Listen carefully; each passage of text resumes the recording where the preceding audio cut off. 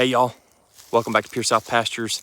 I'm Mark, out here today in the pasture with the animals, and here in central Arkansas it has turned off hot again.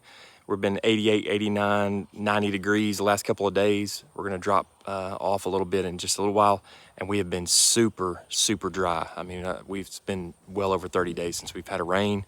Everything's dusty and dry, but you can see behind me the cows are grazing, and they're grazing some somewhat pretty green grass.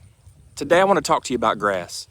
Let's dig into it a little bit. Everybody has their ideas on the best grass, what you should be grazing your cattle on. What is the best grass for raising great animals, and so you'll hear a lot of different things from a lot of different people. Today I want to tell you the best grass you can have, and we're going to get into it. I appreciate you joining me today. Hey, hit the like and subscribe.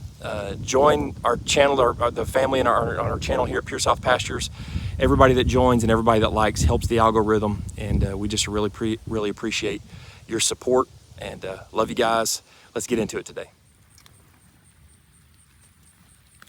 Today, as we're talking about forage, what's the best forage for raising livestock? What's the best grass that you can have? There's a lot of different, different people have different ideas, different opinions. I think my estimation of what the best forage is probably a little bit different than most. So if you've been around this channel much at all, if you've watched much at all, you know that here in central Arkansas, we have mostly warm season forages, at least on our farm we do. There are some places in this area that have a predominant stand of like a Kentucky 31 fescue. It's pretty common here. But here on this farm, we have a little bit of fescue, got some that's coming on, which we're grateful for, but predominantly we have warm season forages. And honestly, it's not the best. We're battling through, working through the seed bank, and we've got a lot of undesirable weeds and things that, they're just there, and we have to deal with them and work through it.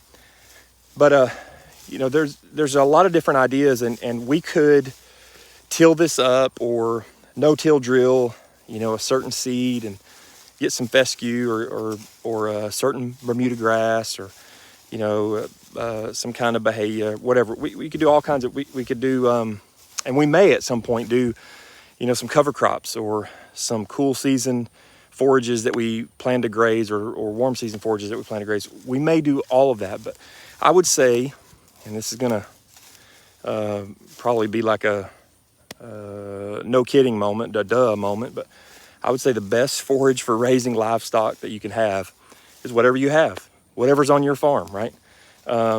So we have what we have. I'm grateful. If I can just say this, I'm so grateful for the opportunity to be able to graze like this.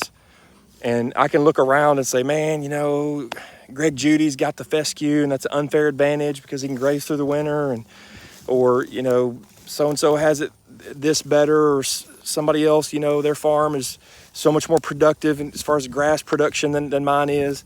At the end of the day, man, this is an awesome life, and it's a wonderful gift from the Lord to be able to graze like we're grazing. And I don't want to get so messed up about what I don't have that I don't recognize what I do have. And this farm, this grass, these animals that you see behind me, it's a true privilege to be able to do this. And so we want to continue to grow, and our principles and our systems are in place to make the soil better so that forage will get better over time. But the grass that we have is the best grass that we can have to raise the animals that we have. And these little calves are something else. They do what I call creep grazing. They're small enough that they can get under the one wire, hot wire that we use. So they'll be all out ahead of us, getting the best forage out front, and I'm okay with that. I just love seeing, the little calves really doing the grazing, going after the grass. That's awesome. While we're talking about grass, let me just kind of set up what we have. You can see a lot of the broom sedge in here. This is a field that we grazed earlier in the year, and It's had a little bit of time of regrowth, probably 30 days, but it's been 30 to 40 dry days, really dry days. So we got a little bit of regrowth on it. We've had a couple of frosts, maybe 3. I wouldn't say that they were killing frosts, but they were, we hadn't got down to 32 yet, but we've had some pretty good frosts that have kind of tipped the plants and turned them brown, the tips brown. And so that's kind of the forage that we're on. And right now we're not supplementing anything else. We're just giving them a new lane every day. So they're strip grazing basically. So strip grazing, they're doing pretty good. They're not losing condition. Their manure is just on the verge of starting to stack a little bit. Some of it I see is looking good, but then you find some that is more like just has a more firm texture than I want as far as stacking. So that's what we're grazing right now. And when we're done grazing all the way down here, we'll move over into the sure enough stockpile. Either that or we'll move back up to the front farm, and there's some fields up there that we grazed earlier. We clipped them with the tractor, and then they've had a little bit of regrowth. There's some green in there, and so we may go back up there and graze those before we jump back on the stockpile. So in this area, we did earlier in the year, we did non-selectively graze it, or high utilization grazed it, where we were trying to get as much utilization from the forage as we could, taking it down really low. This area was something I was a little concerned about. Like I said, we've gotten a couple of frosts, and this whole area from here all the way over here was Johnson grass, and it was about 4 feet tall. And because we got the frost, I was a little concerned about prussic acid poisoning. And so I had at first had this blocked off and with the poly wire so that they couldn't get in it. But one afternoon I came out here and something had happened, and a bunch of the wire was down. I had cows everywhere. Something happened. I don't know. I'm not sure how that happened that day, but one of the things that happened was this was opened up and they had already gotten in there and started eating it. And so after that, I was just kind of like, oh, well, they pulled the Band-Aid off, and apparently it's not killing them. So you can see them now even eating some of the stalks. But it's kind of like acorns, I worry about acorns, and I see them, especially with calves. And sometimes I see them down on the tree line, and they're just wearing the acorns out. Or in Arkansas, we call them acorns. Wearing those things out, and I get nervous, I'm kind of watching close, but then every time, they seem to do okay. I think, and I know that there are poisoning issues, and I know you got to be careful. We don't need to just be haphazard. We need to take care of our animals the best we can. But I think there's something. A lot of times cows they're smart enough to know what they can eat and what they don't need to. Apparently Johnson grass is okay right now, or at least this is. There's a few more patches here on the farm. We'll have to just kind of watch it. Some of it is a lot more mature than this was, because like I said, we grazed this area once already. This had been taken all the way down. As a matter of fact, I came back and clipped behind them. I'm afraid this old cow right here is a jumper. Corrientes they're quite a bit more they're quite a bit more athletic than our South Poles, our Red Anguses, our Devons. So they don't have as much gut.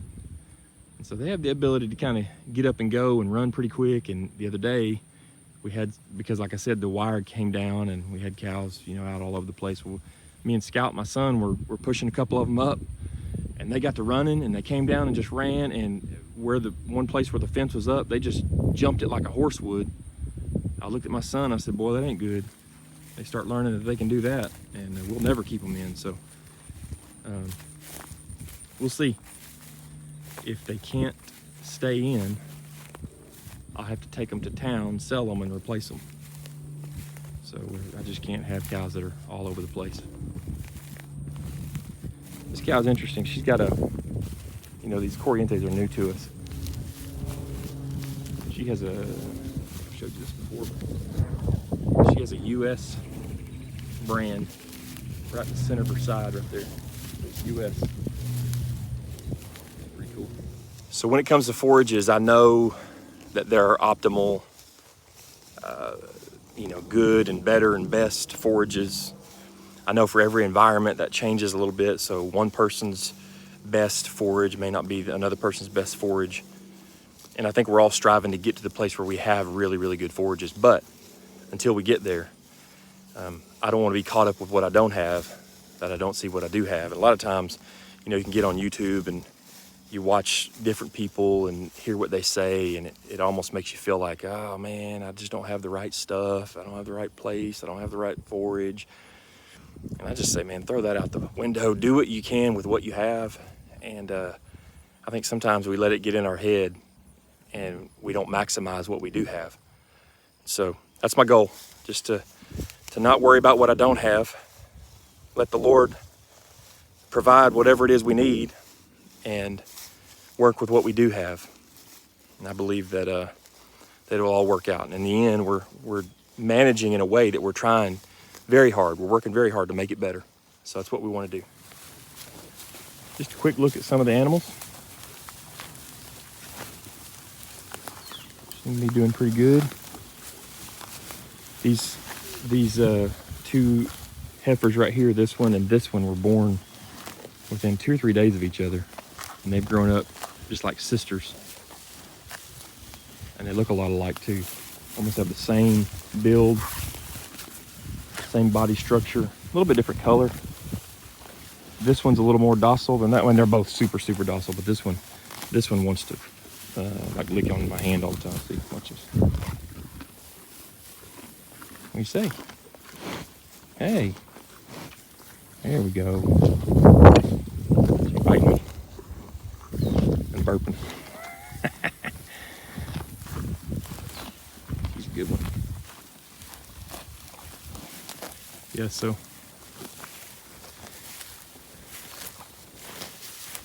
we're doing well. I feel like I have to say that every video.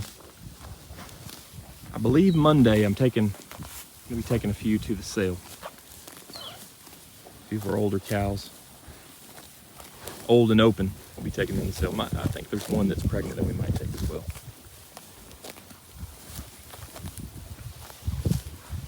Look at that. It's just an awesome, beautiful animal.